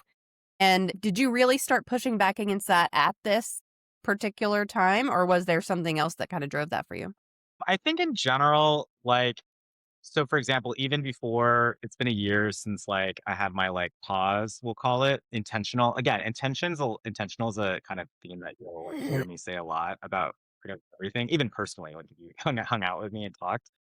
Like the past 3 years or so, I've been reevaluating my relationship with alcohol, not because it's like I'm like, am I getting old? Am I like where is this thought coming from? And it's like I actually, when I was learning to DJ, I stopped drinking for like 6 months. It was supposed to be 3, but I decided to do 6 because like I genuinely do like to have a good time and I don't demonize like alcohol or anything like that. But like in a city like New York, and I've lived here almost 5 years, like I think the first 2 or 3, it's kind of like adult playground. So there's just something to do 7 nights a week, literally. So you get kind of like wrapped up in that, but it's not really wrapped up. It's because you're just like, it's like I got like intoxicated on excitement and socializing. And I had no friends here. So it's like, you got to leave the house to make friends for the most part in the cities you live in. Not always. There's obviously, I'm heavy on digital as well, but I'm very, very deeply into like in person. And I'm also like, looking to date and all that good stuff. But for me, I was like, I actually reevaluated my relationship with going out, meaning like, especially electronic. If I'm with a group of friends, again, intentional. If we're with a group of friends and we're there to actually go and stay all night long and we're there to hang out and it's like a bonding experience. Because, nowadays, like to hang out with most friends, you got to schedule them 3 weeks out. You know what I mean? Like it's so irritating. That's true. So irritating. I'm the type where I deeply desire friends that live near me where it's like, hey, come over. Like I really miss that and just hang out and do nothing Mm-hmm. or like cook or just whatever or make music. But I now I go to see, like when I saw David last week, I had 2 beers and like I think a gin and soda. And that I was there for 7 hours. So it's like I reevaluated. Oh. But yeah, like it's just kind of like I think again, it goes back to intention. Mm-hmm. Like even like when you're, like let's say something like when I was in LA, and again, I moved to a lot of cities, like I moved around a lot over my tenure as an adult. And I'm like, okay, what's your intention tonight? Like I would be mad about not mad, but I'd be upset I didn't meet anybody. And I was like, well, was that your intention? I was like, no, it was just to go dancing. And I was like, okay, well then you had a great night. That was your intention. So it's about just, I think, mindfulness and being like, what are you actually doing there? If your intention is actually not to party, then don't party. Like having Yeah. some discipline and self control has helped me a lot because I'm the friend where if you ask me twice, I'll usually say yes. And I've had to like really manage that a lot because I don't like feeling shit. I'm too busy and I have too many things I like to do. I can't feel like shit every day. Like I just Yeah. can't do it. And like, yeah, I don't know. Like I've also done things like where I'm like, I know that if I like drink a drink that tastes like water, I'm gonna have like 5 of them because I'm not realizing that they're alcohol. And then Mm-hmm. I switched to beer. I drank fucking Heinekens, and beer is super easy to manage. It fills you up faster. It kind of is just like I found these are like weird like party hacks, I guess you'd say. I do MMA and I love DJing and I love raving. Again, the irony of life, I love MMA so much and it's so unexpected. I physically cannot keep up with my training if I am partying. I used to Yeah. love smoking cigarettes. I quit basically it's like again, on and off. Usually it's summer kind of bullshit because you're like in New York. And I used to live in France, by the way. So that was a dirty little souvenir. But again, no judgment. It's great. I love it. But I was like, yo, you cannot operate at the level you want to if you are doing this. And so what's been beautiful is I remembered, yo, I went raving during the 6 month sober period when I was learning to DJ because I knew I've just trained myself like drinking is social and it's for relaxation and for having fun. So I am not the type to have a few beers and then go home and work and create music. It's not, Yeah. it just doesn't work. It makes me tired. I go home and I'm like, I'm going to just relax and watch a little TV. And then guess what happens? I don't actually do any work. And I'm just like, it's not going to build the life that I want. And not to mention, like, it's healthier. But again, trust. I will intentionally be like, I'm going out with friends. My best friend visited for Halloween.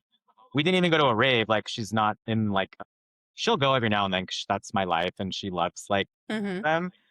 But we just bar hopped and dressed up and, and we got kind of drunk. And then that's actually when Like one of the times I was having some weird pain from MMA and I woke up the next day and I was like, holy shit, I feel amazing. And she's like, maybe you just needed to let your hair down. I was like, that's true. So again, it's like, it doesn't need to be an every weekend thing. Um, I also, it's like, I think it depends on who you hang out with. Um, I also decided like I don't want to hang out in dive bars anymore. There's nothing bad about them. There's a time and a place. But I just changed into like, I hang out at like the W Hotel more and I'll have like a nice cocktail. And if you have ever been to New York, cocktails are obscenely expensive. I don't care how much money you have, they are absurdly priced. Mm-hmm. And so I'd rather have a nicer experience and then I just meet people that, I don't know, I feel like I just have changed vibration. It sounds so crazy to say, but I just like don't enjoy it at all anymore in the way that I used to. And then because actually I'm rambling a little, but again, with balance, I truly feel like I'm finally in my body era where I'm taking care of my body. And not Mm-hmm. that I didn't before, like I eat really healthy, primarily as a proxy because my body just like feels like shit all the time when I eat poorly. And so that bit me in the butt like around 28. And, you get it. And, any older millennial gets the transition. But I just was like, I I've always been into, working out, but like this is I don't know, I found something that like is body oriented that I just like needed everything has a cost. Like meaning Mm-hmm. I'm gonna do MMA 8 times a week because I go multiple sessions on certain days. Like I can't. And so it also has made my raving experience like much different. And like I was in Puerto Rico recently actually, and they have a different scene down there. It's so interesting. I went out to like their smoking area to get some air, and I realized I was like, wait a second, this isn't for smoking cigarettes. Like everyone was smoking weed, not everyone, but like a lot of people. Yeah. So it was a much more chill, still like upbeat house music, but everyone was like super friendly, generous, mellow, kind, marijuana. And so, like, it's something that I never had experienced before because I usually would never smoke weed and out and about. And I was like, this actually made me even more embodied, and dance differently and just even more somatic because that facilitates it. But then also, I go out sober all the time. And what I realized, because they have these non alcohol, I picked up this, but this is water. They have this brand that's really popular in New York. It's called Athletic Brewing.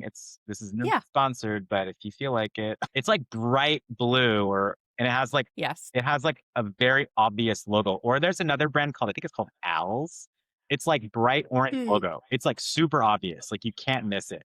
And I was looking around and I was like, oh my God, like there's like a 30% of this room is drinking non-alcoholic beer. And it wasn't even January. And I was like, oh, like I felt less alone because I do have people come up to me being like, my friend, like, let's say I'm out with a friend. I'm like, you can do whatever you want. And they're drinking and maybe they're at the point where they're kind of like tipsy. And this girl's like, why are you out with your friend if you're not drinking? And I was like, none of your business, bitch. I was like, what the fuck? I was like, why do you, I literally just said, why do you care? That was my inner monologue. Yeah. My response was like, why do you care? We're having fun. Like, what's with the comment?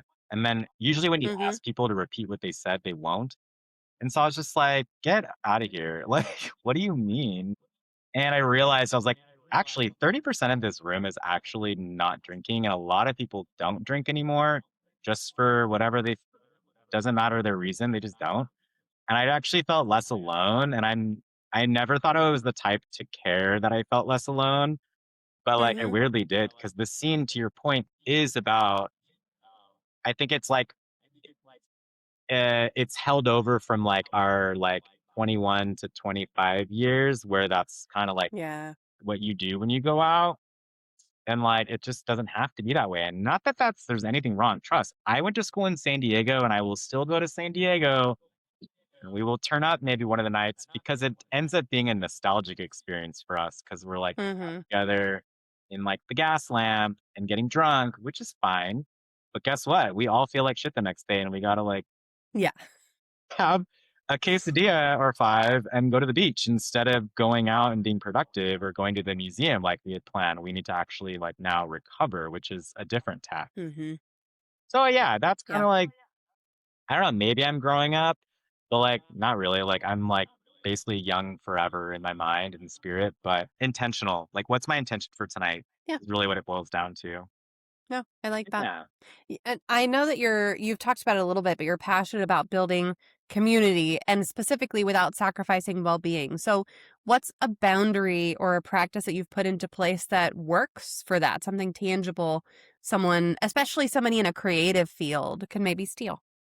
Um, so I'll answer it the way I interpreted it. So in terms of community, so like my goal is to like bring people together, but like I have to be mindful of like my own energy, meaning like I'm super friendly, but like we're not friends, if that makes sense. Right. Like Yes. I'll hang out with you, but like if I'm out with my friends, like I don't know, it's hard to describe. You got to be real with people, but you also got to be like after a show, I got to be like I always connect with people, but then I got to peace out. Like I don't hang out to party. Yeah.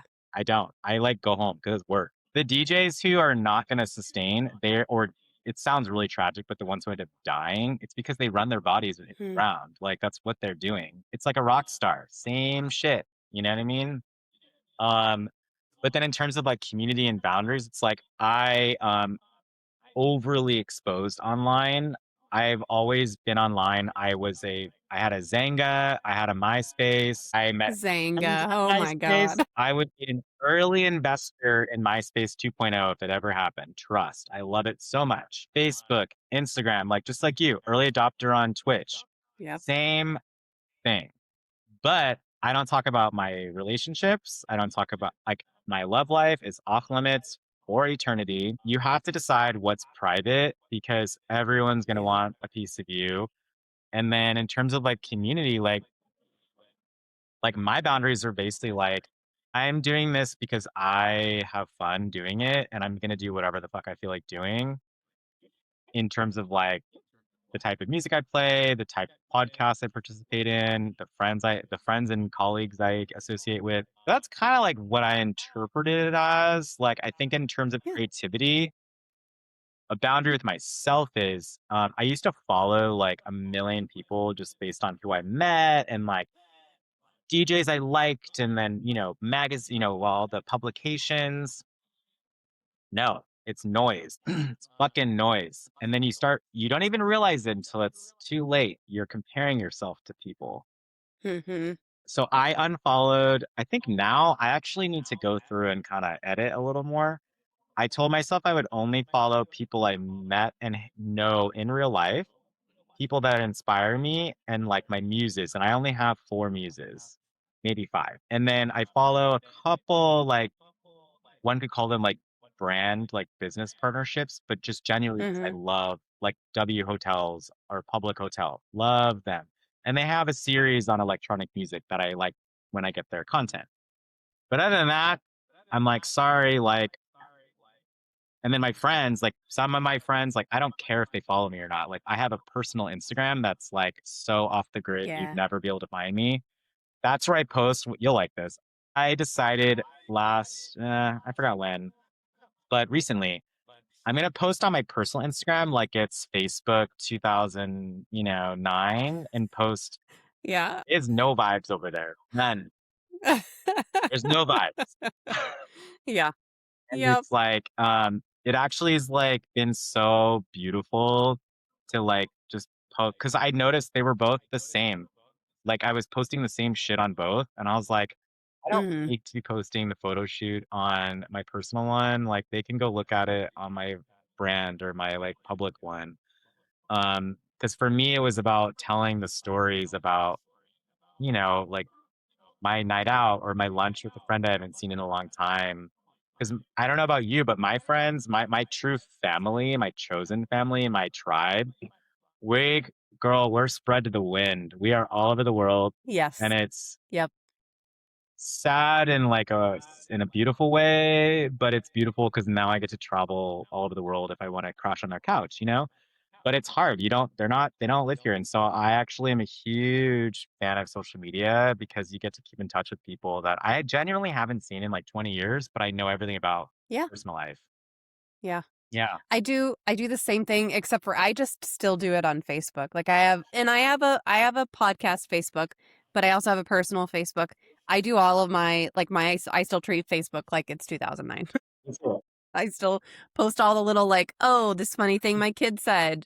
I don't post any of that for the podcast. Yeah, And I exactly. generally don't even post my podcast content on my personal page anymore. I did for a little bit. Same thing. Same. I did that for a little bit, and then I was like, you know what? The people who I care about knowing about the podcast stuff are already supporting me. Yeah, That's all I care about. Everyone else is here for kid pictures. exactly. I realized I'm like, I don't even talk about it's like they're not your audience. They're not our audience. So I Yes. realized I'm Yeah, like, exactly. whatever. Like your super Yep. tight friends, of course, they're gonna like be your cheerleaders. Like Yes. they're not my audience. It's fine. If Yeah. anything in my Yep. 100%. algorithm. Yes. It's true. That's true. So, if there's someone who's listening right now and they're in kind of a dark season or they're having a dark day with ego or overextension or feeling like they've lost themselves, what do you want them to know? I think first thing to come to mind, I'm a big fan of saying what comes to mind generally is there's a reason that this is happening because it's gonna turn out to be something great for you in terms of like you're becoming. It sounds so abstract, but it's just like the tough times in life, like whether it's we'll call it, I don't want to call it a curse, but like my curse has been like walking through fire a handful of times in life. It has always made my life exponentially better despite the unfortunate journey through the underworld, whether through external experiences or like internal or self-inflicted or things that you did that you're really like kind of fucked shit up for a bit. You can grow from anything. You just have to commit to like wanting to grow. And again, you don't even need to know what's going on. Like just the awareness. And I feel like most therapists will say this, just the awareness of wanting or thinking something is off is like 80% of the journey. Like being Hmm. conscious of something needs to change. Like just the awareness of I don't know what it is, but something's not working. That is, I swear to you, you are pretty much like there's actually light at the end of the tunnel after you have had that feeling because you actually now are aware. Like you turn on the light in a way. Yeah. And then just like I am a huge fan and believer in just being kind to yourself and patient. I'm in a journey of patience right now. My mind in my life moves at like a mile a second. And that's not how life and emotional processing and growth happens. It happens it's non-linear in the most ridiculous way. It'll happen really fast or really slow and it'll have detours and I've learned it's a spiral. You'll oftentimes revisit the same bullshit that you thought you processed in a different way, in a new way. And so I think it's like having your close friends. I'm like a very, very, very private person despite the public persona. I'm not the best at like I'm also very deep. I'm very, very watery, very deep in my emotions and in my mind, but I'm not the best at reaching out to friends when I need someone to talk to because I feel like I can Hmm. process it myself and with my therapist. But made my friendships even deeper because like your ride or die people like really actually want you to reach out to them when you're going through something like that. And then being open to having you might meet people who are on the exact same journey, like the exact same chapter you're in, and like making time for them to like just sit and have a coffee or whatever and talk through or just hang out because it'll come up organically when you're hanging out, doing an activity, even just going to the movies or something, or like a picnic when it warms up. Like you can learn a lot from each other because I think they were brought into your life to be a mirror to like grow together in a way and like hold your hands. And then you'll probably have a lifelong friend. Or my friend says they're like friends for a season because you just kind of like drift apart or move or whatever. But that is, I think, my like advice is yeah, just don't be too hard on yourself and just like connect with as much community as you can. And I think remove as many things from your life that are sucking your energy and pulling you into whatever the hell is actually like bothering you. Yeah. I think that's a great advice right there. Just take the negative things, and if you can drop them out of your life, drop them out of your life. Yeah. So Bite Mark sent this question ahead of time. She would love to know, what is your favorite poem? Okay, so I saw this question on the doc before, so I actually was like, oh, so what came to mind? And it's very much, I was like a little nostalgic. So I used to live in France back in 2009 and 10. So it's a French poem, actually. It is called, in French, it's called, I can drop it in the chat, but it's, wait, let me look at it in English. I had ChatGPT. I was like, can you translate this in the most, like, because it's just like, I speak French. So it's like, it's so good, but it's called basically, um, like Get Drunk, but it's about getting drunk on life. Um, Okay. so it's called Enivrez-vous, which means get drunk, like basically like imbibe. And so it's by a writer called Charles Baudelaire, 1864 France. So it's also very old. So it basically talks about, and it's, you know, in 1864, if you were living there, things also felt modern and like things were changing, right? So it's Right. very like mirror one to one to today. So it's basically all about, you should always be, this translation, by the way, does not sound as poetic in English as it does in French. But even if you don't speak French, you can read it, maybe get a vibe. I don't know. But like, you should always be drunk. That's it. That's the only question. So as not to feel time's horrible burden breaking your shoulders and bending you down to the earth. And you must get drunk without cease. But on what? Wine, poetry, virtue, as you wish, but just get drunk. And if sometimes, so it's a double entendre a bit. So if sometimes on the steps of a palace, on the green grass of a ditch, in the bleak solitude of your room, you awaken your drunkenness already fading or gone, ask the wind, ask the wave, ask the star, the bird, and the clock. Ask everything that flees, everything that groans, everything that rolls, everything that sings, everything that speaks. Ask what time it is, and ask the wind, the water, the star, the bird, and they will answer you. It's time to get drunk. So not to be the martyred slave of time, but to be drunk without ceasing, basically drunk on life, on wine, on poetry, on art, anything that you basically think is amazing and beautiful, you should essentially consume it like as much and as often as you can, because like it's basically like the spice of life is what makes life, not, and then it's relevant to not, there's so much bullshit going on in the world. Like you gotta like balance out everything you're consuming digitally and news and whatever with things that like the beauty of life. Like that's what the poem is about, basically. That's really wonderful. I mean, first of all, the phrasing of like, you should just be drunk, and then going into the like, take the things in that bring you joy. Take the things in, because sometimes we don't take the time to go and do the things, or to even just like look up something that you enjoy on YouTube and watch it, or listen to it, or whatever. Just take the time to do it, and that's a little treat for yourself. Yeah. And a lot of those things are free, so why Yeah, not? exactly. And it can be a lot. It's even nature. Like since I moved Mhm. to New York, I didn't realize how much I would miss nature. Like who knew? Yeah. So like hiking, parks. I'm really into the ocean because I grew up in Southern California, like beach boy basically. So I was like, okay, how can I be around nature more often? So in seeking those things out, and I didn't realize that until like 3 years into living here. Yeah, yeah. Did you change much after you had that realization? What did you change? Uh, they have like I started finding like there's parks, like New York's great about that. There's parks everywhere, Yeah. but you're super aware that you're still in New York. Yeah.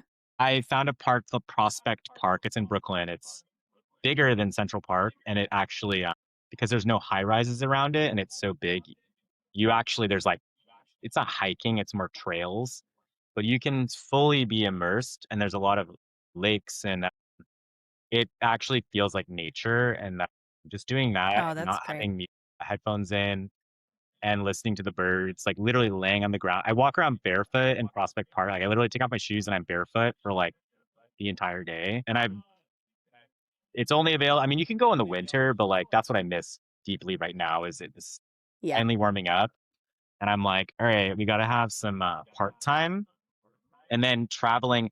I never before traveled to like nature destinations because I lived with access to it, whereas now hmm I went to the Caribbean on purpose for a beach chill jungle vacation. Not even vacation. I was visiting a friend.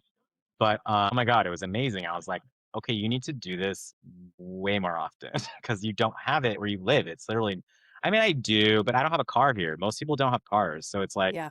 I'm like the cliche where I'm like, what's out there? And like, I've left New York with friends and I'm like, wow, it's literally pure forest. This region is beautiful, but I don't get to experience it because I don't have a car as much.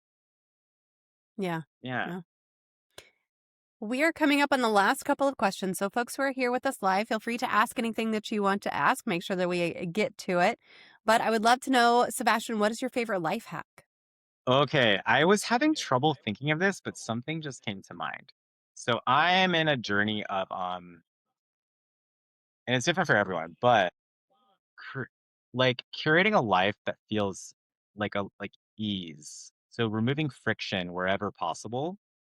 hmm And friction tolerant, it's different for everyone. Like different things create when I say friction, I mean like I'm considering moving closer to the city again because my commute is too long and it's starting to. There's nothing wrong with the commute. I've been doing it for 4 years.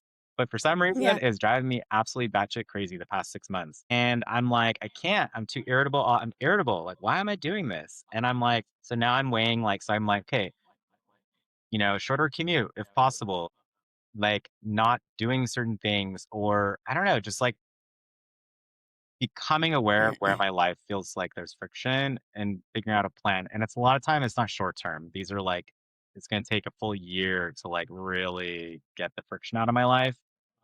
Cause some of it's like where I live, some of it's like related to lifestyle, some of it's like friction, like I want more savings, like, certain things like that. And so, yeah, creating more ease in your life helps life feel more enjoyable because then you can focus on like the things that you enjoy. And so that maybe is my life hack is like, and that also is very unique to everyone. Like everyone, Yeah. nutrition looks different for everyone. And just being like what's really worth, like if you think about your life, oh, this is actually the life hack. Ready? Think about everything you do, consume, spend as energy. Like you said, the cup. Like prioritize a full balanced cup and your life will feel dramatically more amazing because you're basically eliminating waste, you're more intentional, you're only doing things that you want to do, meaning like things that you enjoy or feel responsible to do in a good way. And that has helped my life tremendously, but it's a journey. It doesn't happen overnight. It takes a lot of journaling, best believe. But Yeah. it has helped. Like, Yeah. That's great. Well, it is time for the magic moment. So I have a magic wand here. If you could wave a magic wand and eliminate one common opinion or misconception surrounding mental health, what would it be? I would say that mental health isn't always as loud as people assume it is. And it's usually the people, it looks different on everyone. I think the best thing, yeah, that's like you remove the assumption that people that seem like they've got their shit together actually don't have like mental health things that they're working through, like behind the scenes, especially people who don't talk about it. A lot of people don't want to burden other people with their problems because everyone's got them. Yeah. That's, I think, what came to mind. I got that comment a lot whenever I went through some really heavy things in 2017 and even a little bit before that with postpartum depression in like 2014. And whenever I started talking about it, like actually sitting down and talking about my story and really sharing more of my story with the community through the podcast, like all of these things, I got the comment a lot of the time, like, I had no idea you were going through any of that. No clue. And it's like, yeah, because I didn't share it. I didn't post about it. I certainly didn't talk about it. Like none of it. But yeah, Yeah. I was going through all of that. Yeah. And it's totally invisible unless you are willing to talk about it. I would Love if more people would talk about it, but it takes a lot of work on yourself to be willing to talk about some things sometimes. 100%. Well, Sebastian, I'm going to share your links one more time for folks who weren't here at the beginning so that they can go ahead and connect with you again. And while I'm doing that, I'm just going to open up the floor to you and you can talk about anything we didn't get to talk about, any resources, sites, or anything you got going on. So I'll let you do that while I do this. Yeah, no, this is amazing. And so I'm still not on the front end, so I can't see who's here and who's commenting, but I really appreciate you like choosing to hang out with us on your Monday night. Like you have a lot of options to pretty much endless options. So this has been really cool. And but yeah, for me, I mean, my biggest thing is like check out my link tree. That's like the site where there's everything you could. I even have like a Substack where I write. It's not as active because I just write when I feel like writing, but the main thing would be like, I think tied to what we're talking about, I would say check out SoundCloud. You don't need to go to Instagram. That's like everything and everything, right? But SoundCloud's where you'll actually just find like, there's no vibes. It's the music. It's links. I try to describe how you'll feel by listening to it. I try to describe this song through emotion and how you'll feel, literally. And then there's maybe a bit of vibe in how I describe it. But and you know what? If there's something that you don't like, I actually have quite the spectrum of swim lanes that I like kind of play in. So maybe bop around and see what you'll like and or feel drawn to. You might not know you like it at first because it's very different if you're not used to electronic music. Uh, but yeah, check out my SoundCloud. I think that's the most relevant thing. And then if you like what you hear or like what I've talked about, like I still plan to do podcasts and I post also about mental health and as well as just like I talk about like my perspective on creativity in general, like as like a philosophy a lot on my Instagram. And so yeah, you can shoot me a follow, but I'm here to hang out with Mama Fox and just chill. So not here for the follows, but if you want to check out some SoundCloud stuff, I think it might be something new that you could try that you might actually realize this is pretty cool. And then one day you might end up hanging out real life and coming to one of my gatherings, which would be amazing.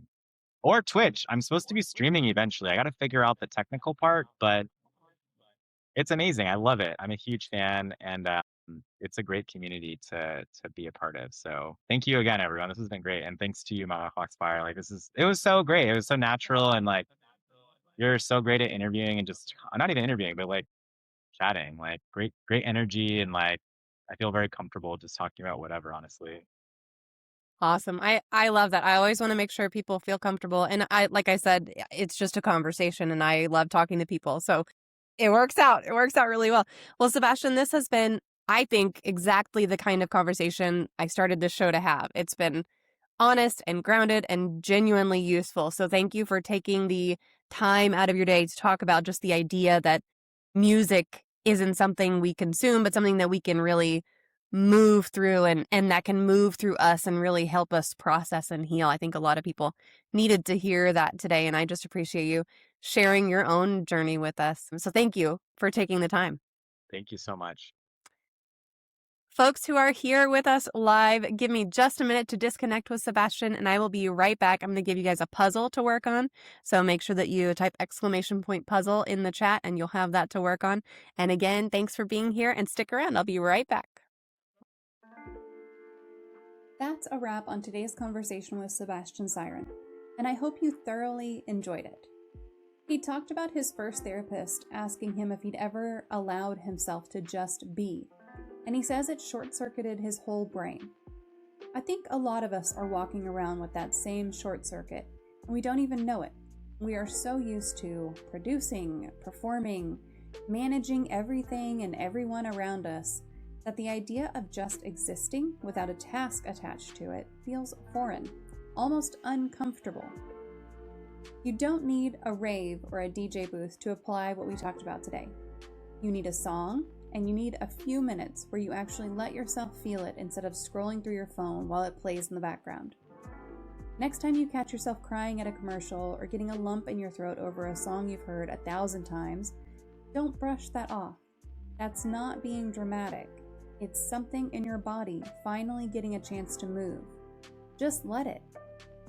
And if today felt heavy for you, if you're the person who used to live at that baseline of numb we talked about, Please hear this. Feeling something, even something uncomfortable, is not a step backward. It is proof you are still in there.